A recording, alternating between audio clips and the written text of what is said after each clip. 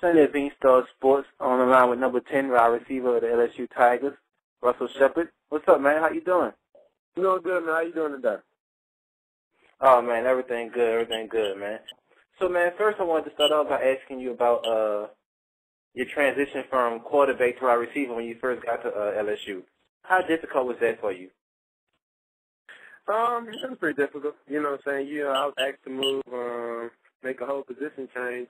Not only, in college football, SEC football, less than a year. They asked me, we need you to be, by the start of fall last year, they say, we need you to be ready to play receiver. We need you to be able to go out there, create mismatches, and go out there and be the type of SEC receiver, we know you can be. So, I mean, it was a transition period throughout last year, but I showed sparks, and I showed, that I can go out there and I can do it, and I just got to put it all together in one consistent season. That's what's up, man.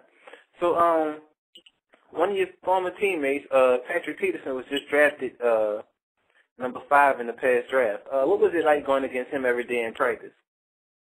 Because what I'm saying, we go, arguably, what I'm saying, that's probably one of the best college, cornerbacks of all time. What I'm saying, he's been, compared to Deontay and it's been compared to several great corners. He got, the dude is a freak of nature when it comes to, what I'm saying, playing the game of football. But, from my perspective, it helped us out a lot, man. From, telling ourselves when it comes time, for the next level, and we present ourselves in front of the GMs and these professional scouts. And also, just from a competitive level, we went against him every day. We beat Pat at times. A lot of people don't beat Pat. So when you're able to go against somebody like that every day, and he's going to teach you the kind of the tricks, to beat a corner, to beat a great corner, definitely benefit our offense, going into this upcoming season. That's what's up, man. So, going back to the position switch, I wanted to ask you also, have you ever wanted to play, or have you ever played on the other side of the ball, like to where you dish out the hits instead of taking a hit? Like, have you ever just dreamed about dishing out that hit once? Actually, I played a little, growing up, playing high school football in Texas, I played a little defense on my nose in there. But for the most part, I'm pretty much an offensive player. But, with our new special teams coordinator, McGagey, he's from the New York Giants. He loves athletes. He wants athletes on every, phase of his special teams unit. So, this year I'm going to get a little on kickoff. I'm going to get out there, able to, sell myself and go out there, to make plays. That's a big thing, going to the next level. They want somebody that can contribute to, all three phases to the game. So that's another way to sell myself and also just, help my team out. All right. Growing up, was there a certain player that you watched, like, and modeled your game after? Like, was there a certain player that you say, I want to be like him? Growing up, being, the athletic style quarterback, I love Vic. I really didn't understand what it meant, to be, that, to be, a true quarterback really until I got to high school. The quarterback is asked, to make plays. The ball is going to touch your hand every play. That's the only person on the team who can touch the ball every play. So, growing up playing, seeing Vic and how he handles the situation, he kind of geared out the critics and, the other individuals who didn't want to see him, succeed.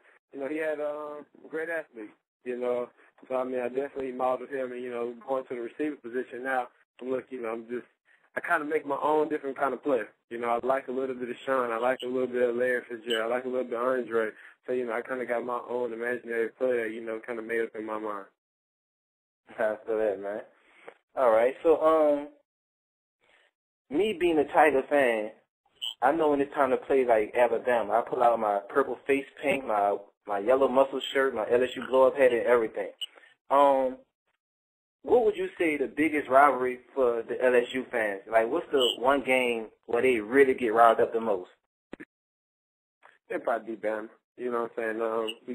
We got a lot of, past history with Alabama. The past couple of years, the game has been ridiculously close. You know what I'm saying? Each game, I think the past 3 or 4 years has been decided by, 7 or lesser points. You know, so, I mean, and then Nick Saban, you know, coaching. You know, he's probably, you know, the coach that rectified, you know, and helped the program get back to, you know, that elite level and that status. So, I mean, playing that game, whether we're in Death Valley or we're down in Tuscaloosa, it's a lot of emotion and a lot of, you know, a lot of historical things that go behind that game. All right, man. That's what's up. So I wanted to ask you also, when you committed to L.S.U, was there like that one milestone or goal that you set for yourself? Yeah. My goal, you know, coming out of high school was to be the best player in the country, hands down. You know, I wanted to make, you know what I'm saying, at least, you know what I'm saying, my name be brought up in the discussion. You know, I feel like, you know what I'm saying, really throughout my high school career, I showed people that, you know what I'm saying, I was the best athlete. I was the best pure, you know, bred football player in the country. So now I'm on the quest to show, you know, America, show the SEC world, show, you know, the NFL, you know, my peers that, you know, I can be the best playmaker in the country. You know what I'm saying? I've, you know, started that, you know, my whole little thing, you know, I can do it. I got all the potential in the world, you know what I'm saying? And Jordan Jefferson, the offensive line, you know, the running back, we got amazing talent. And when they had this talent, you know, a long time, some would say since 2003. And in 2003, you know, I've been told, you know what I'm saying, they had Dwayne Bowe, you know, Buster Davis, they had Jamarcus Russell, and the list goes on and on. Ron Ramsey, Glenn Dorsey. And this team we have this year is supposed to be, from a talent perspective, you know what I'm saying, even better than that 2003 team. That's what's up. That leads me to my next question. How close is L.S.U to a national championship? If the next 2 or 3 years, I mean, you know what I'm saying, we should win it. We have the talent, and, you know what I'm saying, we have the, you know, the mixture of youth and talent, you know, where we could, you know what I'm saying, in the next, honestly, next 4 years, we can contend for a national championship every year. I mean, you know, we, Coach Miles, as well as, you know, really take your head off to Frank Wilson, our recruiting coordinator. You know, he's been here the past year and a half. You know, he's done a tremendous job of, you know, bringing in the talent and finishing these last two recruiting classes strong because, you know what I'm saying, I mean, the recruiting is the foundation of football. So, I mean, we got all this crazy talent, and all these dudes are true freshmen, redshirt freshmen, redshirt sophomore, true juniors, and it's scary how good we can be, man.